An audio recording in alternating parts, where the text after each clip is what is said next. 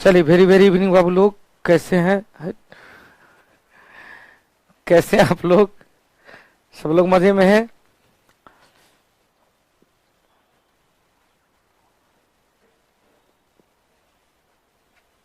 जी मैं भी ठीक हूँ।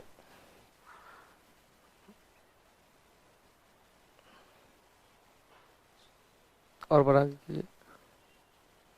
और चलिए, मैं भी ठीक हूँ बाबू लोग। आप लोग का स्नेह, आप लोग का गुरुत्वाकर्षण, सब कुछ ठीक ठाक है। थोड़ा सा अभी पूरी तरह से ठीक नहीं हुआ हूँ। टाइम लगेगा, उसमें 1 सप्ताह लगेगा। 1 सप्ताह कंप्लीट रेस्ट के लिए बोले थे, लेकिन दिल है कि मानता नहीं। तो हम लोग बौद्ध धर्म और जैन धर्म की चर्चा कर लिए थे। बौद्ध धर्म और जैन धर्म में ढेर सारे टॉपिक की चर्चा किए थे। शंभू जी, रूबी जी, गुड्डू लाल जी, विशाखा जी, शंभू जी, संतोष जी, पिंटू जी, प्रताप राज जी, सत्यम जी, रूबी, प्रताप, गोलू, गोलू वैशाली। चलिए, सब लोग ठीक हैं? आप लोग कैसा है? इंद्रजीत इंडियन, सरोज जी, लुनटुन जी, टुनटुन जी, खुशबू, सब लोग ठीक हैं बाबू? आप लोग भी ठीक हैं? चलिए, आप लोग ठीक हैं तो हम भी ठीक हैं। थोड़ा सा अस्वस्थता हो गए थे, कोई बात नहीं। सब माता रानी का आशीर्वाद है, आप लोग का स्नेह है। तो हम लोग का क्लास का थोड़ा सा टाइम शेड्यूल चेंज किए हमने। आपका जो क्लास होती थी 6:45 से, अब कर दी है 6:15 से। 6:15 से लेकर 7:15 तक। और 6:15 से 7:15, इससे पहले भी हमने फिजिक्स वाले क्लास को भी चेंज किया। 5 बजे से लेकर 6 बजे तक किया है। टेस्ट का टाइम में कोई चेंज नहीं। टेस्ट का 7:45 से लेकर 9:15 9:30 तक टेस्ट का टाइम होगा। और टेस्ट के लिए आपको जानकारी दे दे, आज से यह टेस्ट स्टार्ट हो रही है। वॉल्यूम 11 ओनली एप्लीकेशन पे चलेगा। आज से यूट्यूब चैनल पे टेस्ट डिस्कशन नहीं चलेगा, यह एप्लीकेशन पे चलेगा। और यह जो एप्लीकेशन पे टेस्ट डिस्कशन होगा, ध्यान से सुनिएगा। यह टेस्ट डिस्कशन पहले 111 रुपया में 10 टेस्ट आप देते थे, अब 111 रुपया में आप 15 टेस्ट देंगे। आप लोग का था बहुत ज्यादा डिमांड था कि गुरुजी टेस्ट का चार्ज में भी कुछ कम कर दिया जाए, ताकि हम लोग 10 टेस्ट से लगातार आपसे जुड़े हुए हैं और आगे भी लगातार जुड़ना चाहते हैं। तो हमने 111 रुपया में 10 के बदले 15 टेस्ट कर दिया है। तो निश्चित रूप से आपके लिए बेनिफिट हुआ है। और हम चाहते हैं कि हमसे जुड़ने वाले सभी लोगों को हमेशा हमेशा जोड़े रखें, तब तक जोड़े रखें जब तक आपका रिजल्ट फाइनल नहीं हो जाता है। और दूसरी बात, ये जो गोलू वैशाली, जय माता दी बाबू, ये जो चीज है, इसमें जो 351 रुपया का चार्ज था, उसको 2-3 दिन और एक्सटेंड कर दिए हैं। परसों तक यह चार्ज होगा। कल से यह बैच, नया बैच स्टार्ट हो रही है 10:30 बजे से। आइए, जीएस बूस्टर का भी हमने बैच को चेंज कर दिया है। जीएस बूस्टर का भी टाइम चेंज कर दिया है। आप ही हैं 2020 से 2021 तक, और दूर नहीं। बहुत अच्छी बात प्रताप राज जी। सब कुछ भगवान का आशीर्वाद है, ईश्वर का। जो देख भैया, रब जो चाहे वही जो होता है। आदमी तो एक खिलौना, हम लोग तो, हम के प्रदीप सर क्या है, एक माध्यम है। पढ़ना तो आपको ही है, हम तो एक क्रिएटिव माध्यम है, आपको उत्प्रेरित कर देते हैं। तो हम लोग पिछले क्लास में बौद्ध धर्म और जैन धर्म की चर्चा कर लिए थे, ध्यान से सुनिएगा। उससे पिछले क्लास में हम लोग महाजनपद की चर्चा किए थे। महाजनपद में 16 महाजनपद बताए थे। एक बार रिवीजन कर लेते हैं। 16 महाजनपद में बताए थे कि 14 महाजनपद वर्तमान भारत में, और 2 महाजनपद कहाँ, तो 2 महाजनपद कहाँ पर बाबू, तो 2 महाजनपद पाकिस्तान में। फिर बताए थे यह जो 16 महाजनपद था, इस 16 महाजनपद में एक महाजनपद था दक्षिण भारत में, असमक, जिसकी राजधानी पटना थी। और 6 महाजनपद उत्तर प्रदेश में, 3 महाजनपद अपना बिहार में, 2 महाजनपद मध्य प्रदेश में, 1 महाजनपद राजस्थान में, 1 महाजनपद कहाँ, हरियाणा में। हरियाणा में कुरु था, इंद्रप्रस्थ। राजस्थान में मत्स्य, जिसकी राजधानी बैराट।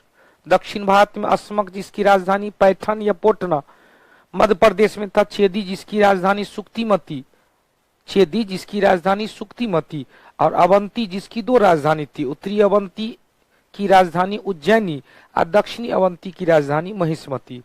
बिहार में 3 था, अंग जिसकी राजधानी चंपा, बज्जी जिसकी राजधानी वैशाली, और मगध जिसकी प्रारंभिक राजधानी राजगीर रहा, बाद में पाटलिपुत्र बना।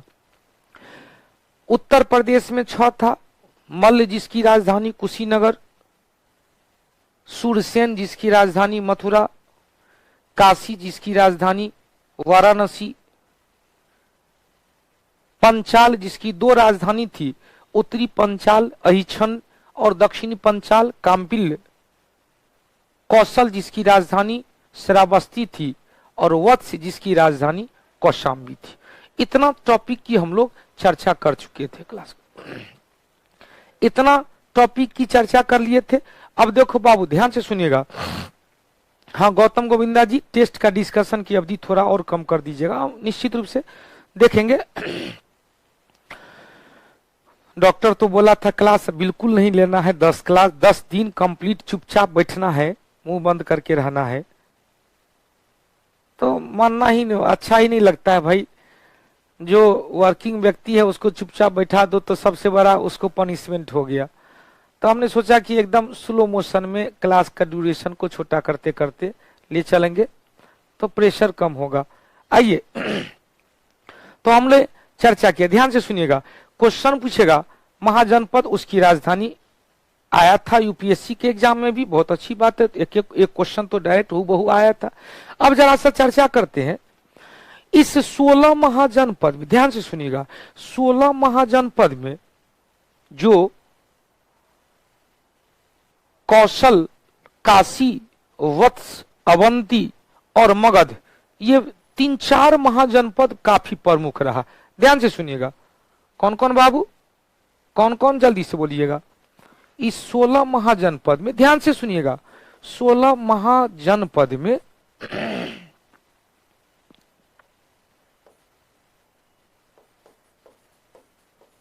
16 महाजनपद में मगध,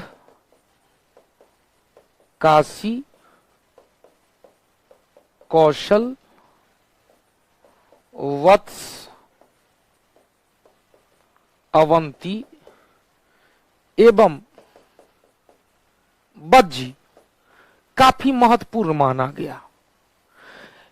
इस 6 में, 16 में से 6 में मगध महाजनपद सबसे ज्यादा प्रबलशाली हो गया। मगध महाजनपद सबसे ज्यादा प्रबलशाली हो गया, जिसके कारण क्या है बाबू, मगध महाजनपद में ऐतिहासिक काल स्टार्ट हो गया, राजे महाराजे काम करने लगे।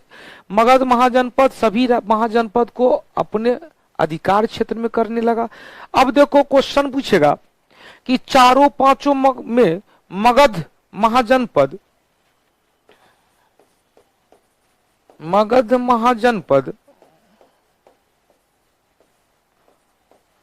सभी महाजनपद को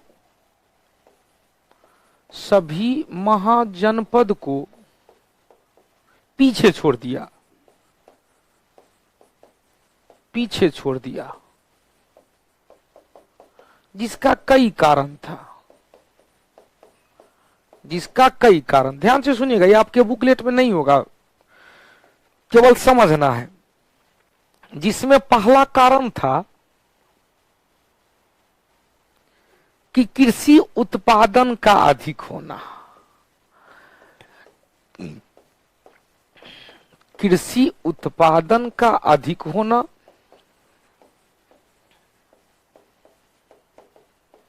दूसरा था लोहा की खोज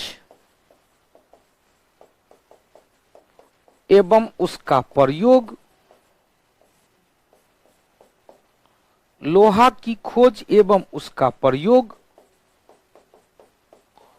लोहा की खोज एवं उसका प्रयोग। फिर से सुनिएगा, फिर क्वेश्चन था तीसरा क्या होगा, शिल्प एवं शिल्पकार का उद्भव, शिल्प एवं शिल्पकार का उद्भव का उदय, मतलब शिल्प एवं शिल्पकार का उदय होने लगा। अमित बाबू, शिल्प एवं शिल्पकार का उदय होने लगा। अब क्वेश्चन पूछेगा, शिल्प एवं शिल्पकार का उदय होने लगा उसके बाद क्या हुआ, मुद्रा का प्रचलन हो गया इस क्षेत्र में। और क्या हुआ, मुद्रा का प्रचलन हो गया, मुद्रा का प्रचलन हो गया, शासक वर्ग का उदय हो गया, शासक वर्ग का, मुद्रा के प्रचलन से शासक वर्ग का उदय हो गया। अब शासक वर्ग का उदय हो गया, उसके बाद भौगोलिक स्थिति भी था, मगध की भौगोलिक स्थिति भी ऐसी थी। मगध महाजनपद की भौगोलिक स्थिति भी ऐसी थी।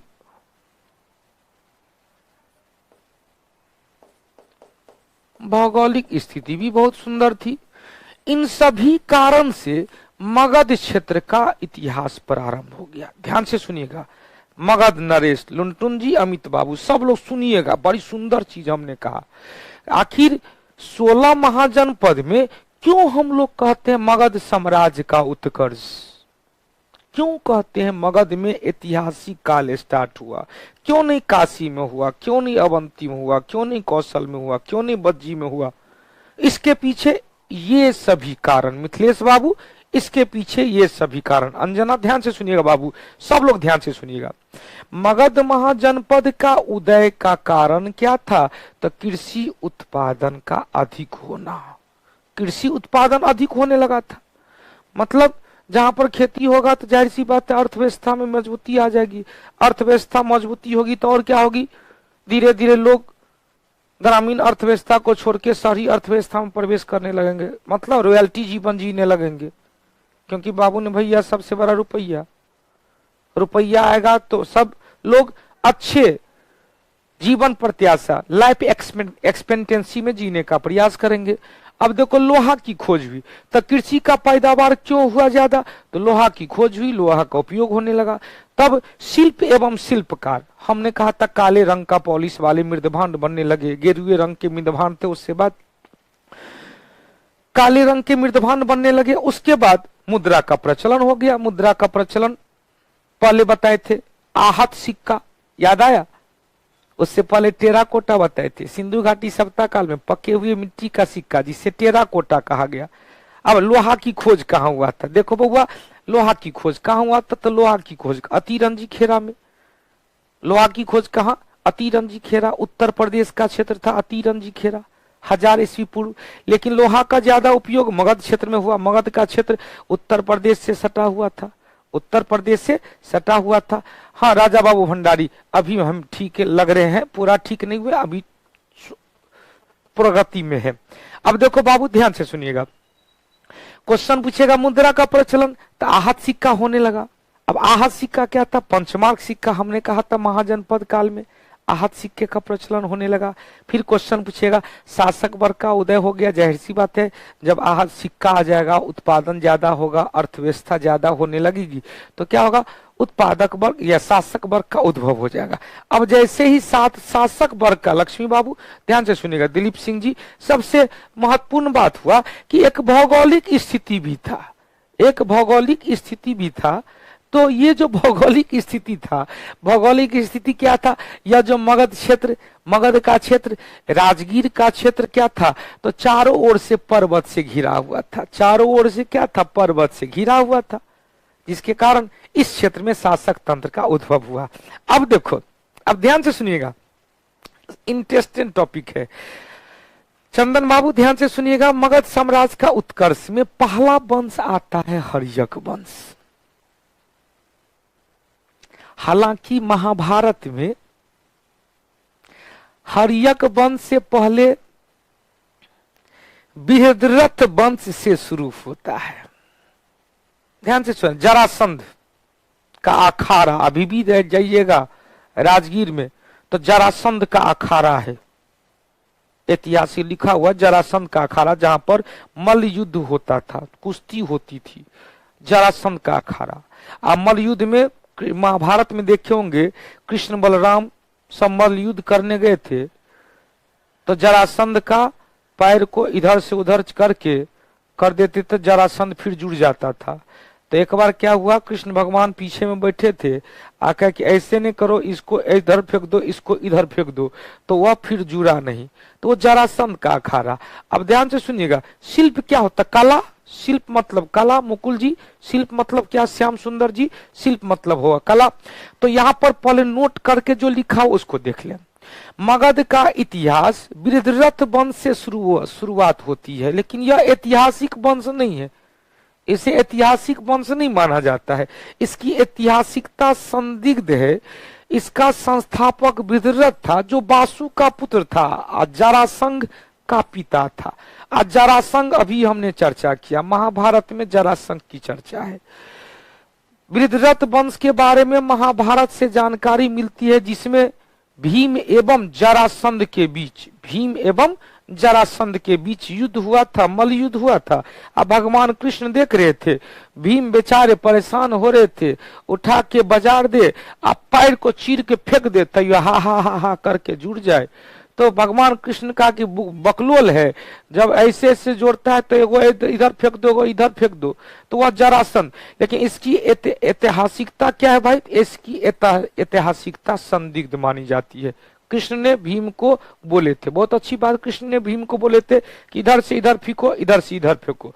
अब देखो मिथिलेश बाबू ध्यान से सुनिएगा, हर्यक वंश से पहला क्वेश्चन बनता है कि छठी शताब्दी ईस्वी पूर्व में 545 ईस्वी पूर्व, ईस्वी पूर्व मतलब बीसी में, लगभग 545 ईस्वी पूर्व में बिंबिसार के द्वारा, बिंब मतलब होता है क्या चीज, पिलर, बिंब मतलब क्या होता है, पिलर। बिंबिसार के द्वारा, बिंबिसार के द्वारा किसका बाबू, राकेश बाबू, बिंबिसार के द्वारा हर्यक वंश की स्थापना किया गया। ध्यान से सुनिएगा, 4 क्वेश्चन बनता है।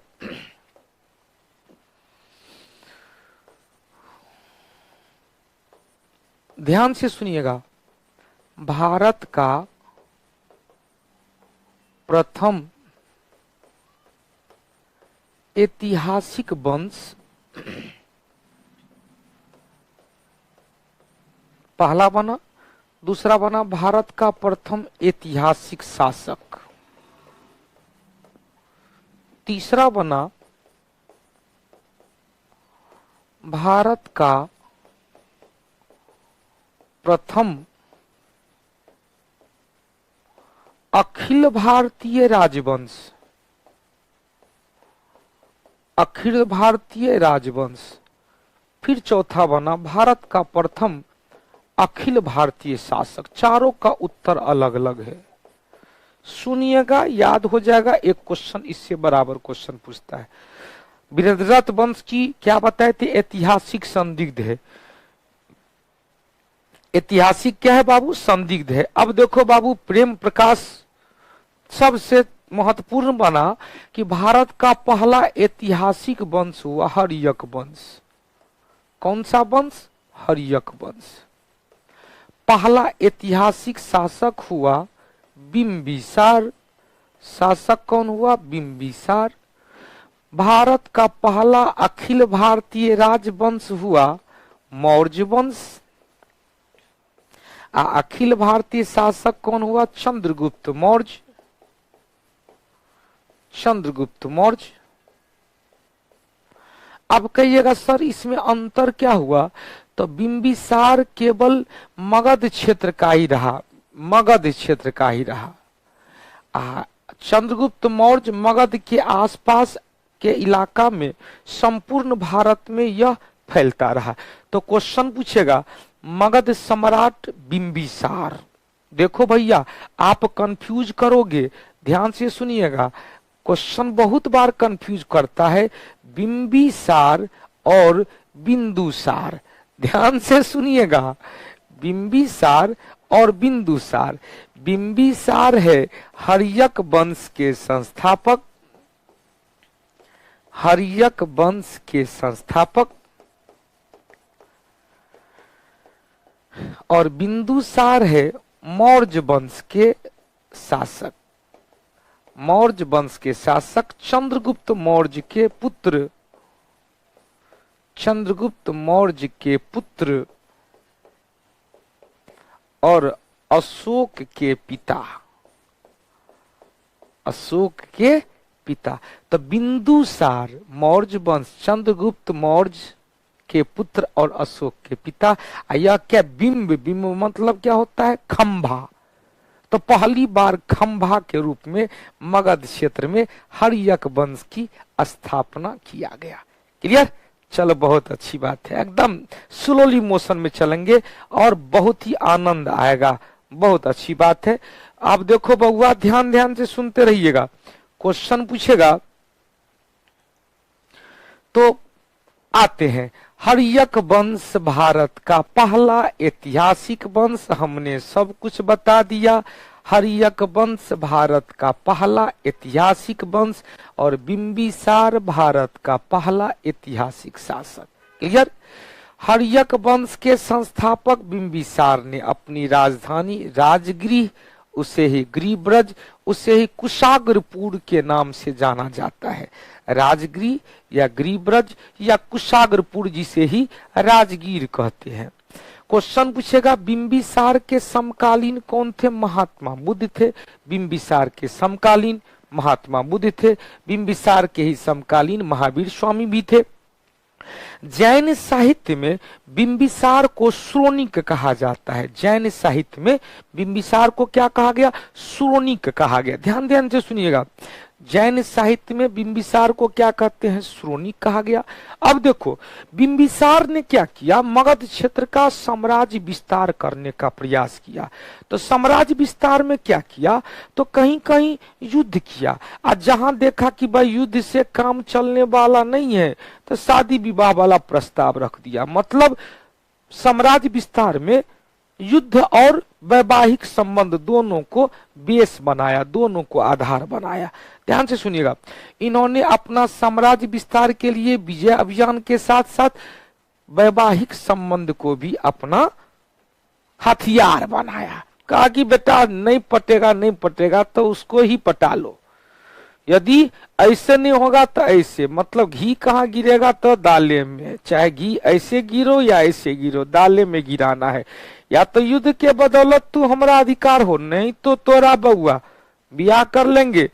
तो सुनो ससुर जी, अब जिद छोड़ो, मान लो मेरी बात, और दुल्हन तो जाएगी दूल्हे राजा के साथ। तो बस वही बात हो गया, वैवाहिक संबंध भी और विजय अभियान भी। तो इसी विजय अभियान में पहला उन्होंने सैन्य अभियान किया अंग प्रदेश। अंग की राजधानी कहाँ थी? चंपा। अंग के शासक कौन थे? ब्रह्मदत्त। अंग की राजधानी चंपा, अंग के शासक कौन थे? ब्रह्मदत्त। अंग को जीतकर वह मगध साम्राज्य में मिला लिया। क्लियर? अब देखो बिंबिसार ने क्या किया? अवंती का शासक था राजा चंद्रप्रद्योत। अब देखो चंद्रप्रद्योत को क्या हुआ था? एक जो रोग हो गया था, जॉन्डिस। जॉन्डिस रोग, पीलिया रोग, जिसको क्या कहते हैं? जॉन्डिस रोग, पीलिया रोग हो गया था। तो पीलिया रोग अवंती पर गिद्धि दृष्टि था, वकोध्यानम था, अवंती को जीतना चाह रहा था। तो अवंती सामरिक दृष्टिकोण से बहुत महत्वपूर्ण। अवंती पर अधिकार करने के बाद उत्तर प्रदेश का अधिकांश क्षेत्र अधिकार हो जाता। अब देखो तो अवंती उत्तर प्रदेश मध्य प्रदेश तक क्षेत्र विस्तार हो जाता। उत्तरी अवंती दो भाग में, क्योंकि अवंती जीतने के बाद, जीतने का मतलब उत्तर प्रदेश क्षेत्र को जीत कर जाना। अवंती मत है तो उत्तरी अवंती तो उज्जैनी और दक्षिणी अवंती महेशमती। मध्य प्रदेश में तो दो ही था, एक सुक्तिमती, चेदी राजधानी सुक्तिमती है, वो अवंती। तो मध्य प्रदेश तक सीमा साम्राज्य विस्तार हो जाता। तो अवंती के शासक थे राजा चंद्रप्रद्योत। रोग हो गया पीलिया रोग, जॉन्डिस रोग। तो दिमाग लगाया कि इस पर ऐसे नहीं होगा, जॉन्डिस रोग। जॉन्डिस रोग का बहुत बढ़िया डॉक्टर था, असाध्य डॉक्टर, जो बिंबिसार का राज वैद्य था, जीवक। तो जीवक को भेज दिया कि भैया जाइए जरा ठीक कर दीजिएगा। जब बिंबिसार ने अपने राज वैद्य जीवक को भेजा, जीवक के इलाज से अवंती के राजा चंद्रप्रद्योत ठीक हो गया। तो कहा क्या देखो तो कितना बड़ा काम किया, हमारा रोग हो गया था, इसको ठीक करवा दिया। तो कहा कि हम आपकी अधीनता को स्वीकार, आप जो कहिएगा हम करने के लिए तैयार है। मतलब दिमाग लगाया, साम्राज्य में अपना अधीन बुला दिया। अब देखो जिससे खुश होकर राजा चंद्रप्रद्योत ने अवंती या बिंबिसार की अधीनता को स्वीकार कर लिया। अब देखो भैया, चल गया गोलू बाबू का गांव लिच्छवी, 8 गणराज का समूह था। अब देखो लिच्छवी 8 का 8 में बड़ी एकता थी। बिंबिसार का ध्यान लिच्छवी गणराज गंगा के उस पार पड़ा, लेकिन बहुत ज्यादा मजबूत एकता थी। एकता के कारण यह जो सपना है वो पूरा नहीं हो पाया। तो क्या हुआ, बिंबिसार का पुत्र जिसे अजातशत्रु था, बिंबिसार का पुत्र क्या था, बिंबिसार के काल में ही पुत्र अजातशत्रु ने उसकी हत्या कर दिया। अजातशत्रु हत्या करके खुद शासक बन गया। इतिहास में अजातशत्रु को पितृहंता के नाम से जाना जाता है। कौन सा बाबू, पितृहंता के नाम से अजातशत्रु को जाना जाता है। अब क्वेश्चन पूछेगा, अजातशत्रु बाबूजी जो काम किए थे पूरा नहीं हो पाया था, उसको पूरा करने का प्रयास किया। अजातशत्रु ने क्या किया, गंगा सोन एवं गंडक नदी के संगम पर, गंगा सोन एवं गंडक नदी के संगम पर एक सैनिक छावनी के रूप में, सैन्य कैंप के रूप में, आज भी देखते हैं दानापुर कैंप है, पुलिस छावनी सैनिक छावनी के रूप में, तो सैनिक छावनी के रूप में किस नदी के संगम पर, गंगा गंडक और सोन नदी के संगम पर पाटली ग्राम नामक सैनिक छावनी, किसका सैनिक छावनी के रूप में पाटली ग्राम की स्थापना किया। अजातशत्रु द्वारा पाटलीग्राम जो स्थापना किया गया था, अजातशत्रु का पुत्र था उदयन। देख भैया, उदयन ने भी क्या किया, अपने पिता की हत्या कर दिया था। उदयन देखा कि बाप को मार के, दादाजी को मार के बाबूजी शासक बने, तो हम लगे हाथ या परंपरा को जारी रखेंगे। अजातशत्रु की हत्या करके उदयन भी राजा बन गया। तो उदयन क्या किया, इस पाटलीग्राम को पाटलिपुत्र शहर में विकसित किया और अपनी राजधानी राजगीर से उठा पुठा करके कहा ले आया, तो राजगीर से उठा पुठा करके इस पाटलिपुत्र को बना लिया। तो पहली बार पाटलिपुत्र राजधानी बनी उदयन के द्वारा, पाटलिपुत्र शहर के रूप में विकसित किया गया उदयन के द्वारा। लेकिन क्वेश्चन पूछेगा, आधुनिक पाटलिपुत्र शेरशाह सूरी, आधुनिक पाटलिपुत्र का उद्भव शेरशाह सूरी के काल में। क्लियर। अब देखो, लिच्छवी शासक के खिलाफ अपना सैन्य अभियान किया, क्योंकि बाबूजी असफल हो गए थे। तो देखा कि आखिर कैसे होगा यह, तो दिमाग लगाया कि 8 को जो कुल है, 8 को जो ग्रुप है, इस ग्रुप में फूट डालने का प्रयास किया कि पहले फूट डाला जाए। अब फूट कैसे डाला जाए, ध्यान से सुनना, फूट कैसे डाला जाए उस पर विचार किया कि भैया एगो बसकार मंत्री था, अपना मंत्री बसकार को एगो दूत बनाकर, गुप्तचर बनाकर भेजा कि जब भी इस 8 समूह में आपसी विवाद होगा या एकता में कमी दिखेगा तो हमको तू फोन करना, हम उसी समय अटैक करेंगे। तो बसकार मंत्री था जो गुप्तचर बना के वैशाली गया, लिच्छवी गणराज में गया, और जब देखा कि 8 गणराज में आपसी कलह चल रही है, आपसी झगड़ा चल रही है, उसकी जानकारी अजातशत्रु को दिया।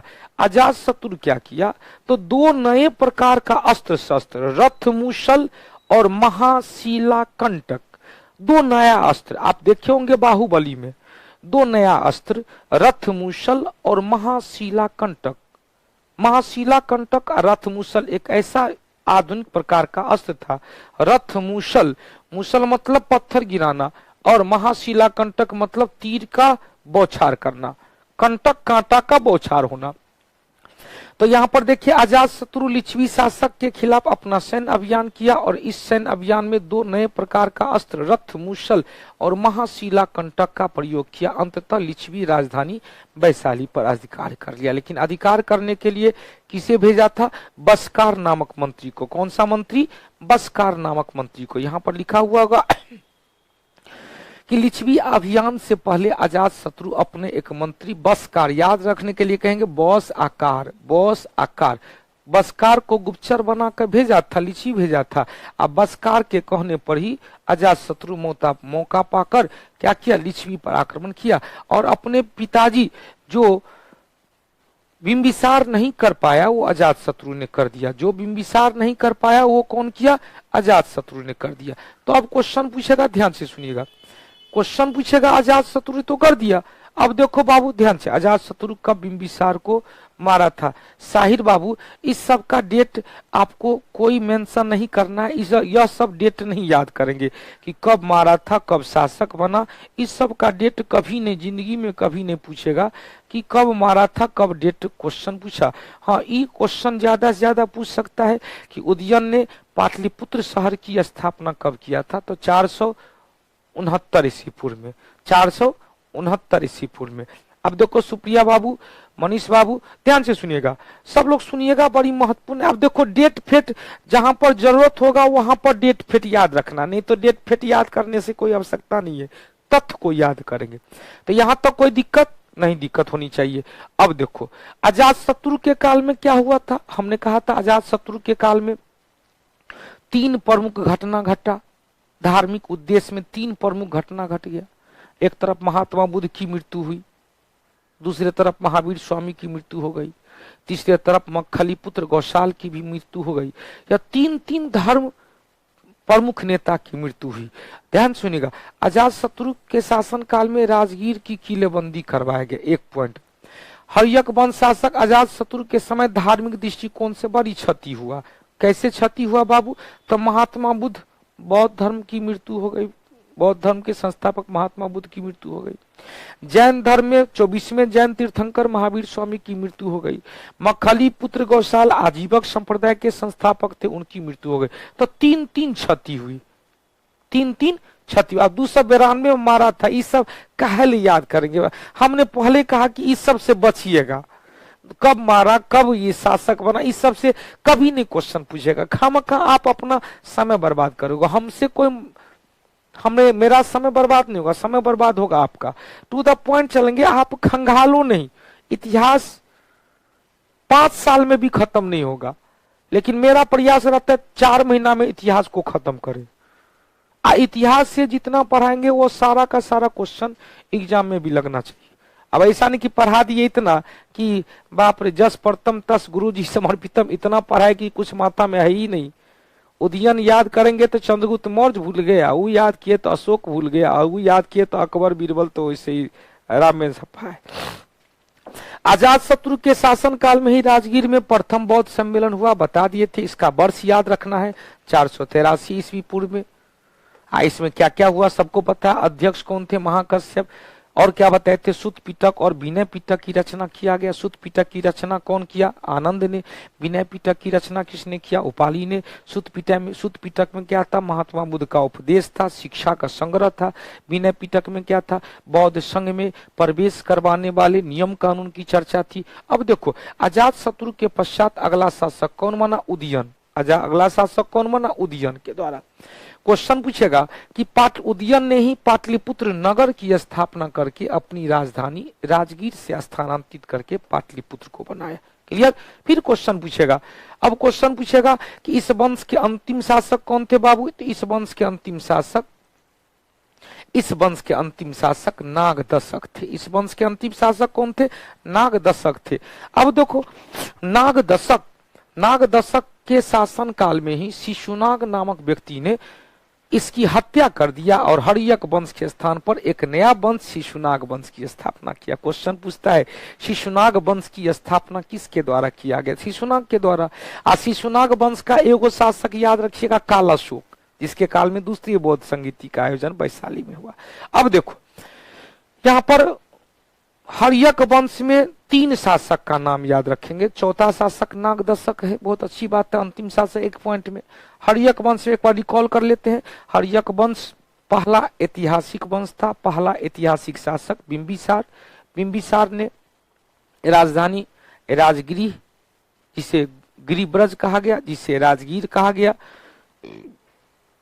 को बनाया, जिसे कुशाग्रपुर कहेंगे। क्वेश्चन फिर पूछेगा कि राजगीर, कुशाग्रपुर, गिरिब्रज या राजगृह। अब क्वेश्चन पूछेगा, इन्होंने बिंबिसार ने अपने साम्राज्य विस्तार के लिए विजय अभियान के साथ साथ वैवाहिक अभियान किया। विजय अभियान में पहला कौन, अंग के शासक, अंग की राजधानी चंपा थी और शासक कौन था, ब्रह्मदत्त था। शासक कौन था, ब्रह्मदत्त था। उसको जीतकर मगध साम्राज्य मिला लिया। बिंबिसार के समय अवंती के शासक चंद प्रयोत थे, इनको जॉन्डिस रोग हो गया था। अपना डॉक्टर भेजा था जीवक, तो जीवक ने जॉन्डिस रोग को ठीक कर दिया। तो अवंती के शासक राजा चंद प्रयोत ने बिंबिसार की अधीनता को स्वीकार कर लिया। तीसरा अभियान था वैशाली। वैशाली लिच्छवी की राजधानी थी, जो 8 गणराज्य का एक समूह था, बड़ी एकता थी। तो बिंबिसार अपने जीवन काल में उसे जीत नहीं पाया। बिंबिसार का पुत्र अजातशत्रु, बिंबिसार, ध्यान से सुनिएगा, बिंबिसार को जैन इतिहास में क्या कहा जाता है? श्रोणिक। जैन इतिहास में क्या कहा जाता है? श्रोणिक कहा जाता है। और कुनिक कहा जाता है, यह पितृहंता कहा जाता है अजातशत्रु को, पिता का हत्यारा। अजातशत्रु ने अपनी पिता बिंबिसार की हत्या करके मगध का साम्राज्य बना, मगध राजगद्दी हासिल किया। अजातशत्रु का सबसे पहला एम था वैशाली, लिच्छवी। लिच्छवी 8 गणराज्य का समूह था। उसके एकता को खत्म करने के लिए अपना एक मंत्री भेजा था, बशकार। मंत्री का नाम बशकार भेजा था। और बशकार ने क्या किया? ध्यान सुनिएगा, फूट डलवाया और उसका मैसेज दिया। तो रथ मुसल और महाशिला कंटक नामक 2 ने हथियार को लेकर अटैक किया और बज्जी को मिला लिया, बज्जी को मगध क्षेत्र में मिला लिया। अब क्वेश्चन पूछेगा कि अजातशत्रु ने राजगीर की किलेबंदी करवाया। अजातशत्रु के काल में धार्मिक क्षति हुई, महात्मा बुद्ध की मृत्यु हो गई, महावीर स्वामी की मृत्यु हो गई, मक्खली पुत्र गौशाल की मृत्यु हो गई। अजातशत्रु ने सैनिक छावनी के रूप में पाटलीग्राम, जो गंगा, गंडक और सोन नदी के संगम पर स्थापित किया था। अजातशत्रु को भी हत्या करके उदयन बना शासक। उदयन ने क्या किया? इस पाटलिपुत्र को पाटली ग्राम में रूपांतरण किया और मगध की राजधानी राजगीर से स्थानांतरित करके पाटलिपुत्र को बना लिया। अजातशत्रु के काल में राजगीर में प्रथम बौद्ध सम्मेलन हुआ। महाकश्यप उसका अध्यक्ष, सुत पिटक, विनय पिटक की रचना किया गया। उदयन के बाद कई शासक हुए, नागदशक इसका अंतिम शासक, और नागदशक की हत्या कर दिया शिशुनाग। शिशुनाग ने नागदशक की हत्या करके एक नया वंश, शिशुनाग वंश की स्थापना किया। अब क्वेश्चन पूछेगा, ध्यान से सुनिएगा, क्वेश्चन पूछेगा, उस पर ध्यान दीजिएगा। शिशुनाग वंश, शिशुनाग वंश से पहला क्वेश्चन बना कि शिशुनाग वंश के संस्थापक कौन थे। शिशुनाग वंश का काल 412 से लेकर 344 ईस्वी पूर्व में। कोई महत्वपूर्ण नहीं, हम काल फल नहीं याद करवाते हैं। शिशुनाग संस्थापक, इन्होंने मगध की राजधानी पाटलिपुत्र से स्थानांतरित करके वैशाली को बना लिया। मतलब गंगा के ऊपर लेके चला गया राजधानी, मगध से पाटलिपुत्र से लेके चला गया, कहा उस पार लेके चला गया, पाटलिपुत्र से वैशाली को ट्रांसफर कर लिया। इन्होंने क्या किया? अपने शासन काल में अवंती को मगध साम्राज्य मिला लिया। कहिएगा अवंती तो मगध साम्राज्य का हिस्सा था ही? तो नहीं था, अलग हो गया था। जिस समय शासक उथल पुथल हो रहा था, अजातशत्रु जब पिता की हत्या कर दिया, बिंबिसार की हत्या कर दिया, तो अवंती के शासक राजा चंद प्रद्योत बिंबिसार की अधीनता को स्वीकार किया था, अजातशत्रु की अधीनता को स्वीकार नहीं किया था। तो जैसे ही बिंबिसार की हत्या हो गया, अजातशत्रु शासक बना। अजातशत्रु के काल तक तो रहा, लेकिन उदयन जब शासक बना तो अवंती स्वतंत्र हो गया, कहा कि हम अधीनता नहीं मानेंगे। तो उदयन के बाद कई शासक हुए, नागदशक, नागदशक के बाद शिशुनाग। शिशुनाग ने क्या किया? अवंती को फिर से मगध साम्राज्य का हिस्सा बना लिया, अवंती को फिर से मगध साम्राज्य का हिस्सा बना लिया। अब देखो, शिशुनाग ने अपनी राजधानी, यहां पर देखो ध्यान सुनिएगा, शिशुनाग ने मगध की राजधानी पाटलिपुत्र से स्थानांतरित करके वैशाली को बनाया। यहां पर क्वेश्चन एक मिसप्रिंट है। शिशुनाग ने अपनी राजधानी किसको बनाया?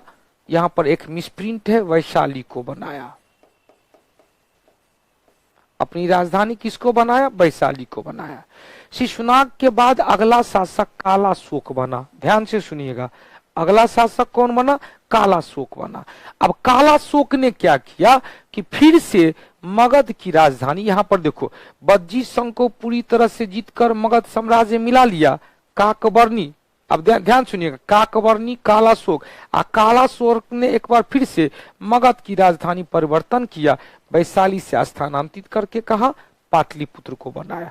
तो एक लाइन में याद रखेंगे कि कालाशोक से पहले शिशुनाग, कालाशोक से पहले कौन था? शिशुनाग। शिशुनाग के समय, ध्यान सुनिएगा, शिशुनाग के समय राजधानी कहा? तो पाटलिपुत्र से ले गया वैशाली। अब वैशाली के बाद फिर से, वैशाली के बाद फिर से पाटलिपुत्र किसके काल में बना? कालाशोक के काल में। हालांकि कालाशोक के काल में दूसरी राजधानी कहा जाता है वैशाली ही रहा। कालाशोक के काल में कहा जाता है, ध्यान से सुनिएगा, कालाशोक के काल में कहा जाता है कि वैशाली में क्या हुआ था, सबको पता है वैशाली में क्या हुआ था बाबू। तो वैशाली में द्वितीय बौद्ध संगीति का आयोजन किया गया था। वैशाली में क्या हुआ था बाबू? द्वितीय बौद्ध संगीति, कहा बता देंगे, गुड्डूलाल जी बता देंगे। द्वितीय बौद्ध सम्मेलन का आयोजन किया गया था। अब क्वेश्चन पूछेगा, द्वितीय बौद्ध सम्मेलन जिसमें क्या बताए थे? बौद्ध धर्म आंशिक रूप से विभाजन हो गया था, एक अस्थावीरावादी, एक महासांघिक, एक अस्थावीरावादी और एक महासांघिक, मतलब एक जगह जगह घूम घूम कर बौद्ध धर्म का प्रचार प्रसार करना चाह रहे थे। हाँ, दूसरा में क्या था बाबू? तो दूसरा में आधा, दूसरा में आधा, चौथा में पूरा, दूसरा में आधा, चौथा में पूरा, हो गया। अब देखो क्वेश्चन पूछेगा शिशुनाग के बाद कालाशोक, कालाशोक ने बज्जी को पूरी तरह से जीतकर मगध साम्राज्य का हिस्सा बना लिया। कालाशोक को क्या कहते हैं? काकवर्णी कहा जाता है। कालाशोक के काल में फिर से राजधानी परिवर्तन हुआ, वैशाली से पाटलिपुत्र को लिया, वैशाली से कहा? पाटलिपुत्र को लाया। कालाशोक के काल में वैशाली में द्वितीय बौद्ध सम्मेलन का आयोजन किया गया। इस वंश का अंतिम शासक नंदीवर्धन, दिमाग पर ज्यादा जोर नहीं डालना, ये नहीं कहना कि गुरुजी महावीर स्वामी ने अपने बड़े भाई नंदीवर्धन से आज्ञा लेकर गृह त्यागे थे 30वें वर्ष की अवस्था में। क्या वही नंदीवर्धन? नहीं रे, वो नंदीवर्धन नहीं, यहाँ शासक है। यहाँ क्या है? शासक है। उनके बहुत बाद, उनकी मृत्यु तो अजातशत्रु के काल में हो गई थी। अजातशत्रु के बाद, सॉरी, बिंबिसार के काल में हो गई। बिंबिसार के बाद अजातशत्रु, फिर उदयन, फिर कई शासक, फिर नागदशक, फिर शिशुनाग, फिर कालाशोक, फिर कई शासक बना। अंतिम शासक नंदीवर्धन, अंतिम शासक नंदीवर्धन, हो गया, अंतिम शासक नंदीवर्धन। अब देखो बाबू ध्यान से सुनिएगा, नंदीवर्धन की हत्या कर दिया महापदम नंद, और महापदम नंद ने शिशुनाग वंश के स्थान पर एक नया वंश नंद वंश की स्थापना किया। तो 2 वंश क्लियर हो गया, तीसरा वंश की चर्चा करें। बड़ी सुंदर क्वेश्चन है, छोटा छोटा वंश है, यह भी क्लियर हो जाएगा। अब देखो नंद वंश में क्वेश्चन पूछेगा कि नंद वंश का शासन काल कब से कब तक, नंद वंश का शासक काल कब से कब तक। अब देखो बाबू, सोनू दीक्षित, श्रोणिक किसे कहा जाता है? तो श्रोणिक बिंबिसार को कहा जाता है। श्रोणिक किसे कहा गया? बिंबिसार को कहा गया है। किसके द्वारा? तो जैन साहित्य में, जैन साहित्य में बिंबिसार को श्रोणिक कहा जाता है। जैन साहित्य में बिंबिसार को क्या कहते हैं? श्रोणिक कहा जाता है। हो गया, जैन साहित्य में बिंबिसार में काकवर्णी का मतलब होता है काला चेहरा वाला, काला बोला वाला, हो गया। काकवर्णी जिसे काला शोक कहते हैं, काला शोक। अब देखो बाबू ध्यान से सुनिएगा, नंद वंश जिसका काल कब से कब तक, तो 344 से 322, कुल मिलाकर 22 साल तक चला, कुल मिलाकर 22 साल तक। दुइये गो तो इसमें शासक आता है, एगो महापदम नंद, एगो धनानंद, एगो महापदम नंद, एगो धनानंद। अब महापदम नंद से बड़ी क्वेश्चन पूछता है, एक दिन बताए थे, एक दिन बताए थे, दिमाग पर जोर दीजिए। हमने कहा था कि यदि प्राचीन काल में नहर वाली बात होगी तो प्राचीन काल में महापदम नंद पहला शासक था जिसने कलिंग में नहर बनाया था, और उसके बाद चंद्रगुप्त मौर्य सुदर्शन झील का निर्माण करवाया था गुजरात के सौराष्ट्र प्रांत में।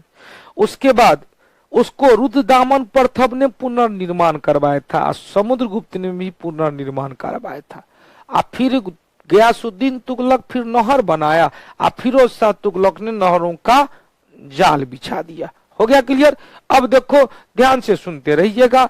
नंद वंश के संस्थापक थे महापदम नंद, जो निम्न जाति से संबंधित थे, कहा जाता शूद्र जाति से संबंधित थे। बौद्ध साहित्य में महापदम नंद को उग्रसेन के नाम से जाना गया। उग्र शर्मा का पुत्र उग्रसेन, उग्र शर्मा का पुत्र उग्रसेन, जिसकी माता क्या थी, एक शूद्र थी, शूद्र माता से जन्म हुआ। माता क्या थी, शूद्र थी, शूद्र माता से जन्म हुआ। बहुत अच्छी बात है, राकेश बाबू आ चुके हैं, ध्यान से सुनिएगा। क्वेश्चन पूछेगा,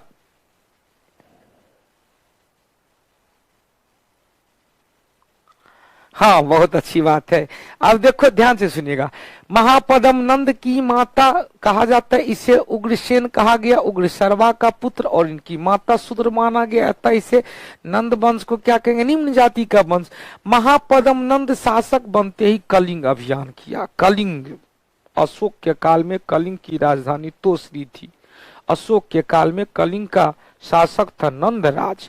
यहाँ पर कलिंग अभियान किया, और इस अवसर पर, कलिंग अभियान के अवसर पर क्या हुआ भाई, एक रात सर्व छत्रांतक, मतलब सभी क्षत्रियों का नाश करने वाला, एक रात सर्व छत्रांतक, एक रात सर्व छत्रांतक, एक रात सर्व छत्रांतक मतलब क्षत्रियों का नाश करने वाला की उपाधि धारण किया। अब क्वेश्चन पूछेगा, अब देखो यदि क्वेश्चन पूछेगा हर्यक वंश का काल कब से कब तक रहा, तो हर्यक वंश का काल 545 से लेकर 412 तक। ध्यान सुनिएगा, 545 से लेकर 412 तक। क्वेश्चन पूछेगा शिशुनाग वंश का काल कब से कब तक रहा, तो 412 से लेकर 444 तक। ध्यान से सुनिएगा, हर्यक वंश का काल कब से कब तक, तो 545 से लेकर 444 तक। 545 से लेकर कब तक बाबू, 412 तक। 545 से लेकर 412 तक, क्लियर। 545 से लेकर 412 बीसी, ईस्वी पूर्व, यहां पर भी बीसी। क्वेश्चन पूछेगा कि हर्यक वंश के बाद आया कौन, शिशुनाग वंश, 412 से 344। शिशुनाग वंश 412 ईस्वी पूर्व से 344 ईस्वी पूर्व तक। और शिशुनाग वंश के बाद आया नंद वंश, 344 ईस्वी पूर्व से 322 ईस्वी पूर्व। अब देखो ध्यान से सुनिएगा, अब इसका काल 45 इधर, इधर कितना 88, इधर कितना 88, तो 88 45 कितना हो गया, तो 12 इधर हो गया, 13 133 वर्ष। इसका वर्ष जोड़ो, इसका कितना हो गया 88, यहाँ पर 12, यहाँ पर कितना, तो 56, 56 12 कितना 64 वर्ष। इसका जोड़ेंगे तो कितना 22 वर्ष, लगभग इतना ही हुआ, इतना ही हुआ न। 12 इधर, इधर हो गया 56, 56 12 68, 56 12 68 पर। तो सबसे ज्यादा लंबा काल किसका रहा, हर्यक वंश का। सबसे लंबा काल किसका रहा, वर्तमान कलिंग कहाँ, उड़ीसा में। वर्तमान कलिंग कहाँ, उड़ीसा में। अब देखो ध्यान से सुनिएगा, ध्यान से सुनते रहिएगा। 322 ईस्वी है, 323 ईस्वी पूर्व में क्या हुआ था, सिकंदर का आक्रमण हुआ था। इसका मतलब सिकंदर के आक्रमण के समय मगध क्षेत्र में नंद वंश का शासन था। अब सुनिएगा, हमने कहा था यदि कभी इसके बाद चर्चा होगा तो मगध क्षेत्र में विभिन्न वंश हुआ, वंश का क्रम। जिस तरह से दिल्ली सल्तनत में वंश का क्रम पूछता है, तो गुलाब खिला तो सूंघ लो, गुलाब खिला तो सूंघ लो, वहां पर पांचों याद रखेंगे। अब मगध क्षेत्र में वंश का क्रम याद रखिएगा, तो क्या कहेंगे, हसीना मान जाएगी, हसीन मशुक शाह, क्या कहेंगे, हसीन मशुक शाह। हो से हो गया हर्यक वंश, हो से हो गया हर्यक वंश, सी से हो गया शिशुनाग वंश, नौ से हो गया नंद वंश, इसको लिख लेंगे, नहीं लिखा होगा। मौ से हो गया मौर्य वंश, सु से हो गया शुंग वंश, क से हुआ कण्व वंश, और सा से हुआ सातवाहन वंश। हो गया। हसीन मशुक शाह, जल्दी से लिख लेंगे। हसीन मशुक शाह कृष्णा, हसीन सोनू गुप्ता बक्सर नरेश बता दिए थे, कलिंग उड़ीसा। हो गया। हसी राकेश जी 323 ईस्वी, तो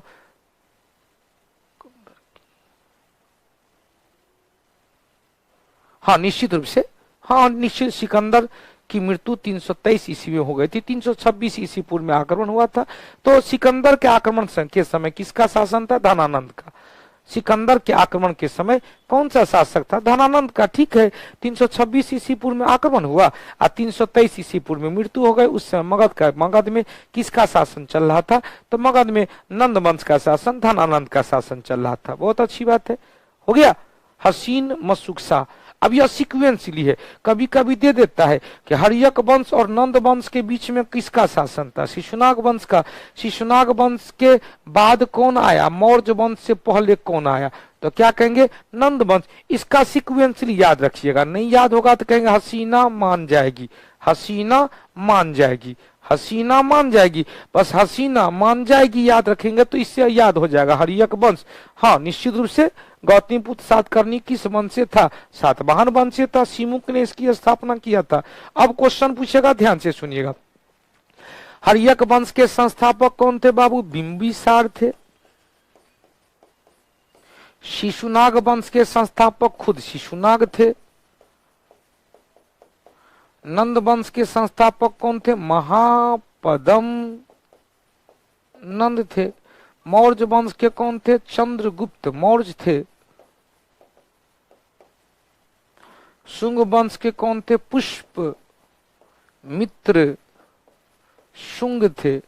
कर्ण वंश के कौन थे? वासुदेव थे, वासुदेव। और सातवाहन वंश के संस्थापक सिमुक थे। ये सब बड़ी क्वेश्चन पूछता है, याद कर लेंगे। हो गया। अंजना, विशाखा, अविनाश बाबू, हो गया। वो सब अगला टॉपिक होगा। सिकंदर का आक्रमण, उससे पहले डेरियस प्रथम का आक्रमण। जल्दी से हो गया तो बता, आगे बढ़े, आगे बढ़े बाबू। हसीन मशुक शाह, हर्यक वंश के संस्थापक बिंबिसार, शिशुनाग वंश के संस्थापक शिशुनाग, नंद वंश के संस्थापक महापदम नंद, मौर्य वंश के संस्थापक चंद्रगुप्त मौर्य, शुंग वंश पुष्पमित्र शुंग, कर्ण वंश वासुदेव और शिमुक ने सातवाहन वंश की स्थापना की।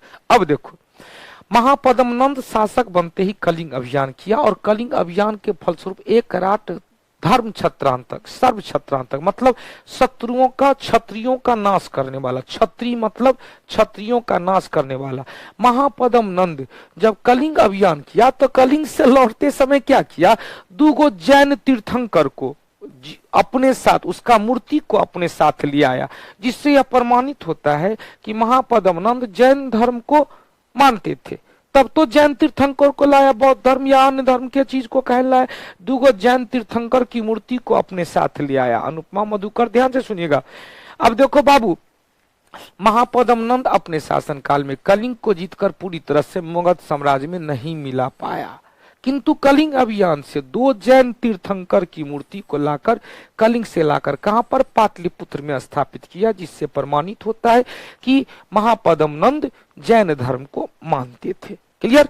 कलिंग में उन्होंने सिंचाई व्यवस्था के लिए नहर की शुरुआत की। तो क्वेश्चन पूछेगा पहली बार, ध्यान सुनिएगा, पहली वासुदेव का कोई और नाम है? वसुदेव, वासुदेव का वसुदेव बताएंगे आगे जब होगा, चर्चा करेंगे तब।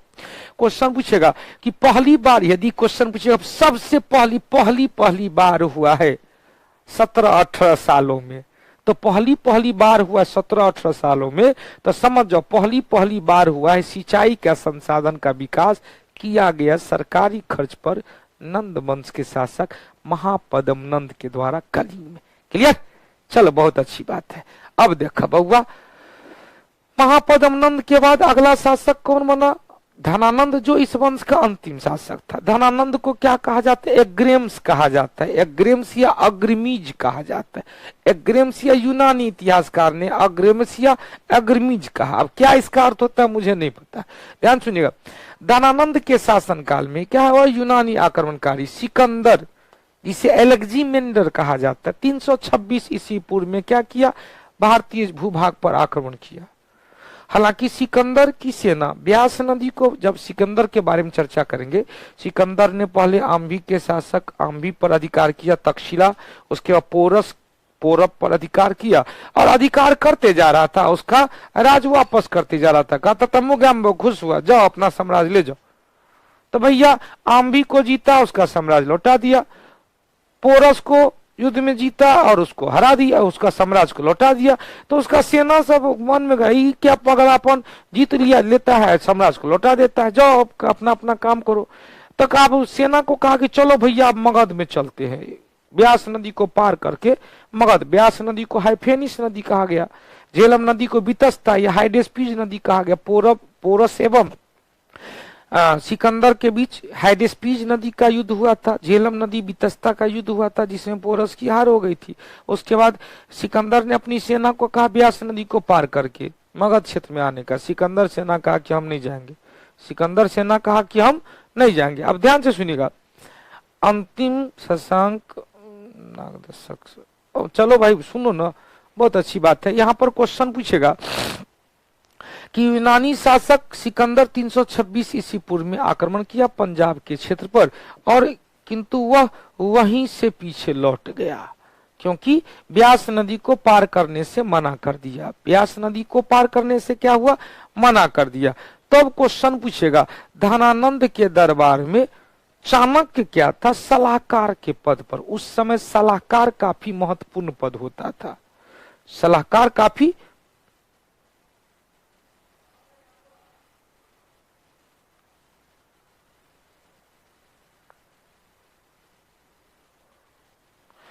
चल, बहुत अच्छी बात। अब देखो ध्यान से सुनिएगा, क्वेश्चन पूछेगा कि सलाहकार के पद पर था, सलाहकार का काम होता था राजा को अच्छा सलाह देना। तो प्रारंभ में कहा जाता है धनानंद काफी अच्छे शासक थे, लेकिन बाद में भोग विलास की प्रवृत्ति लिप्त हो गए। वो राजकाज से मतलब नहीं, डांस, म्यूजिक, सुरापान, घूमने फिरने पर ध्यान देने लगा, पढ़ाई लिखाई पर या शासन कार्य करने पर ध्यान नहीं दिया। ज्यादा से ज्यादा टैक्स वसूलता था, ज्यादा से ज्यादा कठोर से कठोर दंड देता था। तो सलाहकार जो थे चाणक्य उर्फ विष्णुगुप्त उर्फ कौटिल्य काफी सजेशन दिए कि शासक की यह अधिकार नहीं होता, यह कार्य नहीं होता है। तो बार बार जैसे पार्टी मना रहा है, बार बार कह रहा कि एगो काम है, एगो हस्ताक्षर कर दीजिए, तो उसको जेल में डलवा दिया। जेल में डलवाने के बाद फिर क्या हुआ कि चाणक्य ने कसम खा ली कि जब तक मैं इस धनानंद का समाप्त नहीं करवाऊंगा तब तक अपना शिखा में चोटी नहीं बांधूंगा। शिखा मतलब टिक्की, टिक्की में चोटी नहीं बांधूंगा। शिखा खोल लिया और भेष बदलकर वो वहां से जेल से कारावास से भाग निकला। भागने निकलते समय राजकीलम नामक एगो खेल खेल रहा था चंद्रगुप्त, उसको पकड़ के ले गया। कहा जाता खरीद लिया, कहीं कहता खरीद दिया, कहीं कहता माता पिता से कहा कि हमको दीजिए, इस बच्चा को हम राजा बनाएंगे। तक्षशिला ले गया, तक्षशिला में पढ़ा लिखा कर फिर गुरु चेला आक्रमण किया। आनंद वंश के शासक धनानंद को सफाई करके पराजित करके नंद वंश के स्थान पर मौर्य वंश की स्थापना कर दिया। क्लियर, मौर्य वंश की स्थापना। तो ना धनानंद के दरबार में चाणक्य सलाहकार के पद पर थे। इसी ही चाणक्य को ही कौटिल्य और विष्णुगुप्त के नाम से जाना गया। चाणक्य की सहायता से चंद्रगुप्त मौर्य नामक व्यक्ति ने धनानंद की हत्या करके एक नया वंश मौर्य वंश की स्थापना किया। मौर्य वंश की। अब देखो चाणक्य के पिता कौन थे भैया, इस सब के फेरा में मत पड़ो। पिता कौन थे, माता कौन थे। तो ये था हम लोग का हसीन तो हो गया, हर्यक वंश, सुनाग वंश, नंद वंश, या 3 वंश की चर्चा हो गई। कल का जो टॉपिक होगा, कल का टॉपिक क्या होगा भैया, ध्यान से सुनना। कल का टॉपिक होगा कि भारतीय क्षेत्र पर मौर्य साम्राज्य की स्थापना करने से पहले जो विदेशी आक्रमण हुआ था। विदेशी आक्रमण, पहला ईरानी आक्रमण और दूसरा यूनानी आक्रमण। तो कल हम दोनों टॉपिक की चर्चा करेंगे, उसके बाद मौर्य साम्राज्य की स्थापना करेंगे। क्लियर। तो आपकी जानकारी के लिए बता दूं, आज से एप्लीकेशन पर ही टेस्ट चलेगा, यूट्यूब चैनल पे टेस्ट नहीं चलेगा। और आपकी जानकारी के लिए फिर बता दूं कि अभी तक 10 टेस्ट जो हुआ है, 111 रुपया में 10 टेस्ट दिया जाता था, लेकिन आप लोग के डिमांड के वजह से हमने इसमें भी रिबेट किया है। 111 रुपया में आप 15 टेस्ट देंगे। 111 में। अब आप 15 टेस्ट देंगे जो आज से स्टार्ट होगा। अब आपका जो शेड्यूल है क्लास का थोड़ा सा चेंज किए हैं।